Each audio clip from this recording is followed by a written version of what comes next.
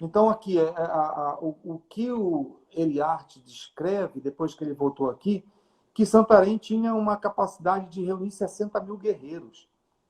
E aí, com toda essa estrutura de navegação e de um sistema. Então, é isso que a gente está tentando recuperar e aí tentar mostrar, porque o que a gente quer diante da situação que a gente viva? Que o Brasil e o mundo reconheça que esse mundo amazônico ele tem um nível cultural de muita elevação em relação à preservação do meio ambiente. Porque se mantinha uma sociedade com 60 mil guerreiros sem degradar nada. Então, isso significa que esse é o conhecimento que o mundo precisa para salvar não só a Amazônia, como o planeta. Então, é nesse nível que aí eu comecei a ter essa ligação com o Lama Gante. Então, o Carlos Venegas, ele perguntou agora, ele vai querer fazer um Zoom comigo, que é para saber como que essas técnicas realmente podem ajudar na questão da preservação ambiental. Então, o que é isso? Né? Então, eu comecei a estudar esses conhecimentos que vêm do budismo, porque qual é a diferença disso? É que o budismo ele se manteve, bem ou mal, e manteve linhagens puras, que eu acredito que é essa linhagem que está o Gelupa, com Lama Tsongkhapa, e aí vai a Sangha, Milarepa, Tilopa, que eu tenho estudado e tenho percebido muita sabedoria nisso aí. Qual é a diferença aqui? É que nós tivemos um embate, uma violência que foi a colonização, que foi aqui, foi em São Paulo, foi na América. Então, essa violência, ela quebrou uma estrutura de identidade. Que qual era essa identidade aqui? Era uma identidade que é a identidade que está no povo Axaninca, que está nos Chipibos, que está nos Ianauá, que está nos Camaiurais, em várias outras tribos da Amazônia, que é uma forma coletiva de sobrevivência, uma forma comunal, tribal. E essa forma de relação, ela tem uma outra base de produção, que não é a produção do sistema capitalista.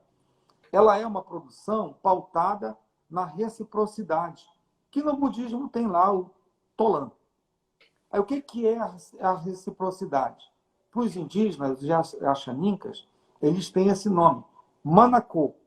O que é o Manakô? É um processo relacional que significa dar, receber e retribuir. Então, o que é o dar? É o doar o seu trabalho à natureza. E aí você vai receber a abundância de ter trabalhado. E aí os Axanincas, eles têm um conhecimento que impressiona qualquer antropólogo, qualquer teólogo. Eles conhecem todas as plantas que tem na floresta que eles vivem. Eles têm nome para todas as plantas. Então, isso significa que eles têm uma diversidade cultural enorme. Que aí esse é o interesse que, hoje, pela biodiversidade, o Brasil não pode dispensar. Então, aqui no Tapajós, né? Então, esse conhecimento que veio das plantas, que aí foi transformando uma cultura, uma planta, em um processo de sobrevivência, no caso, a mandioca, por exemplo. Então, um exemplo que é esse resgate, mas essa vivência prática com a lenda e com a crença. Então, e aí esse mundo espiritual, que aí eu quero fazer só essa ligação da Moassara com Dorje Shugden, por exemplo, que é um oráculo do budismo tibetano. E aí eu pude lá em Albaniano presenciar uma cerimônia, e quando eu vi aquela cerimônia, eu falei, era exatamente isso que acontecia na Ócara-Sul. Uma pessoa incorporava, vinha lá as pessoas saberem e tinham a possibilidade de estar conversando direto com o espírito. que era o espírito da Moassara, e que provavelmente a Potira poderia ter esse mesmo conhecimento. Então, é esse nível de conhecimento que a minha percepção hoje, ou o Brasil conhece isso, ou vai destruir a floresta amazônica. E aí, essa reivindicação nossa, que eu achei muito interessante, essa parte da ASHA dar essa voz para a gente. Então, por quê? Porque a gente está podendo contar um mito. E esse mito, quando ele é contado, ele é refundado. Ele se mantém. Então, por exemplo, uma pessoa, o nome dele era Ed, eu conheci ele aqui em Terra do Chão.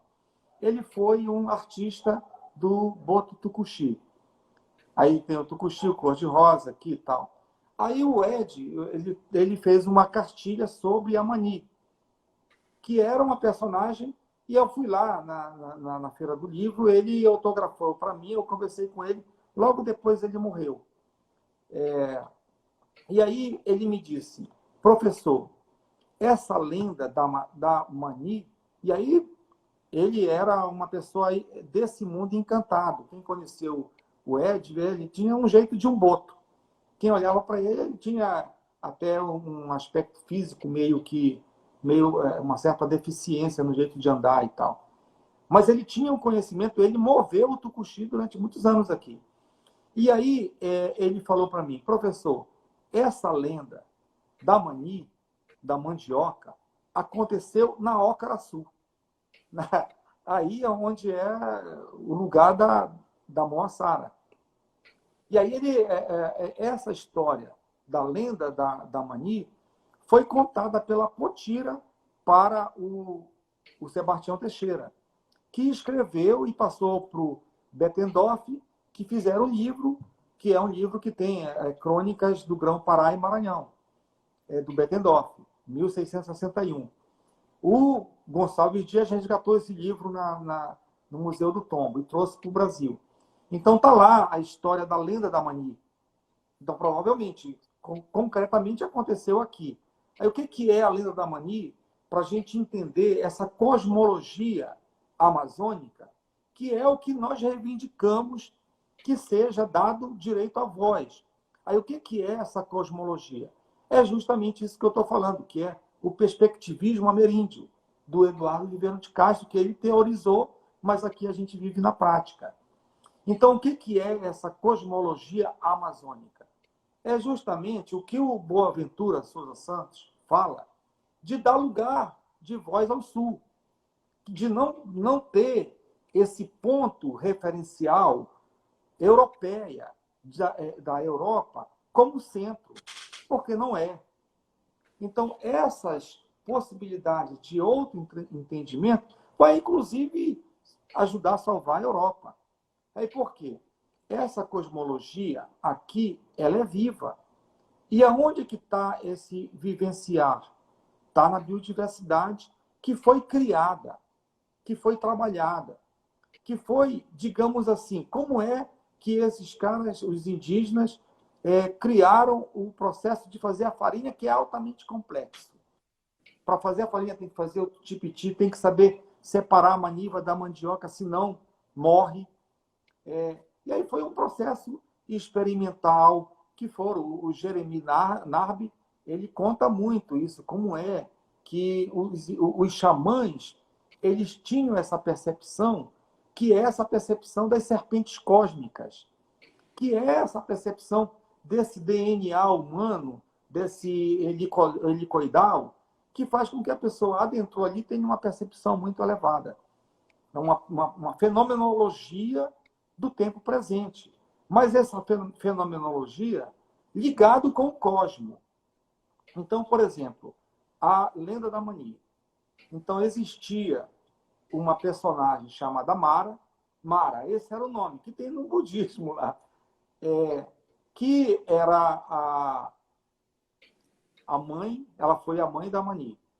Então, a Mara era filha de um cacique. E o Ed me falou, isso aconteceu dentro da Ócaraçu. E a Mara, ela se apaixonou pela lua. Então ela passava o dia dormindo e à noite ela ficava namorando a lua. dia e noite, todo dia. E as mulheres da aldeia riam dela, porque ela era filha do cacique, muito bela, podia ter quantos maridos quisesse, não tinha nenhum problema nisso aqui. E aí, a Mara engravidou. E não tinha namorado, ou não tinha marido. O pai ficou irado e quis expulsar ela da Ócara Sul e quis mandar ela embora. Sei lá como é que foi. Só que na noite que ele ia fazer isso, ele sonhou com a lua, dizendo para ele não se preocupar que o pai da filha da Mara era ele, o pai, a lua, o pai. Então, a lua depois teve, e aí a lua mandou botar o nome de Mani na criança. A Mani nasceu branquinha que nem a lua. E aí, com o tempo, aí o livro do Ed mostrava isso. A Mani, ela tinha uma sabedoria extremamente elevada. E contou, ensinou às pessoas como é que se fazia a farinha. Por exemplo, que se fazia muitos processos culturais que esse povo aprendeu, que depois foi fazer a farinha. Então, inexplicavelmente, a Mani morreu. Um dia lá e tal, ela ainda um pouco jovem, morreu. Cavaram uma sepultura no meio da Ócara Sul e a Mara chorava potes de lágrimas e o cacique ia lá e molhava e aí nasceu um pé de planta que ninguém conhecia. Aí foram lá, depois de um tempo, pegaram aquele, tinha um tubérculo e esse tubérculo era uma macaxeira, né? Branquinha como a Mani. E aí deram o nome para aquela planta que não conhecia, do nome da Mani, como estava dentro da oca, mandioca, que virou mandioca depois que virou mandioca. Mandioca, né? Manioca, que depois virou mandioca. Então, esse conhecimento, que é o conhecimento que vai dando uma outra perspectiva de que a mandioca não é apenas uma planta, é uma pessoa, como o Jeremy Narbe e o Eduardo Viveiro de Castro começam a relatar. E aí é essa composição de espécies, de indivíduos, que vai formando uma espécie de assembleia viva, em que todo mundo tem uma função. E aí é nesse processo que vai criando o nível de conhecimento das espécies e de fazer as coisas. Então, a mandioca, ela passou a ser uma espécie de uso em todas as tribos na América inteira, porque é a filha da lua. É uma espécie de sabedoria. Então, assim como a mandioca, tem várias outras. O guaraná tem uma história de origem. A castanheira tem uma história de origem. O breu tem uma história de origem, de cura. Então, o Narbi, ele fala o seguinte: qual a relação entre o mito indígena, que explica a essência da vida a partir de uma serpente dupla, e a molécula do DNA? Ambos explicam o mesmo princípio, a origem da vida. Então, são apenas formas de compreensão do que é sagrado, do que é o sacerdócio, do que é o sacramento, de culturas que se diferenciaram. Então, o que não pode? O cristianismo, o judaísmo, ter chegado na América e imposto uma cultura que destruiu uma outra cultura que tem o mesmo princípio de sacralidade, de sacramento. Só que o sacramento para a igreja, que é a hóstia, para o indígena é a planta. Então, é esse nível de resgate que precisa ser feito, porque essa dimensão do poder das plantas, ela está muito mais elevada do que a consciência humana possa entender.